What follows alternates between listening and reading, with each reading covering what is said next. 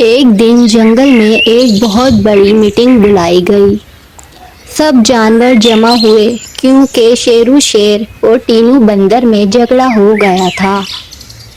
شیرو دھاڑا، تینو نے میری دون کھینچی ہے، یہ میں برداشت نہیں کروں گا۔ ٹینو ٹہکا لگا کر بولا، ارے یہ تو مذاق تھا، اتنا بھی برا نہیں ماننا چاہیے۔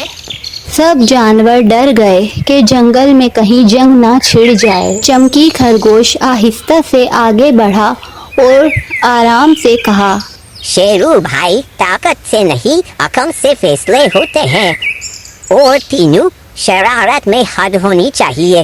کیا ہم سب کو خطرے میں ڈال کر تم خوش ہو گئے؟ ٹینو شرمندہ ہو گیا اور شیرو تھوڑا نرم پڑا۔ شیرو بولا، اگر کوئی میری عزت نہ کرے تو میں کیسے بادشاہ رہوں؟ تب گلو ہاتھی نے اپنی دھیمی آواز میں کہا، شیرو، اصل بادشاہ وہ ہوتا ہے جو اپنے غصے پر قابو رکھے۔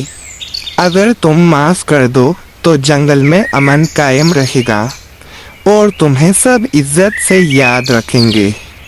شیرو نے گہرے سانس کے ساتھ ٹینو کی طرف دیکھا اور بولا، ٹھیک ہے، اگر تم سب چاہتے ہو تو میں اسے معاف کرتا ہوں، مگر آئندہ کوئی میری عزت سے نہ کھیلے۔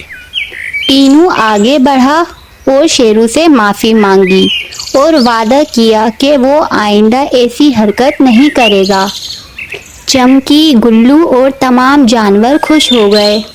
جنگل میں پھر سے ہنسی، کھیل اور سکون لوٹ آیا۔ سبق یہ ہے کہ لڑائی سے مسئلے حل نہیں ہوتے، بلکہ بات چیت، سمجھداری اور معافی سے دنیا بہتر بنتی ہے۔ Don't forget to like and subscribe.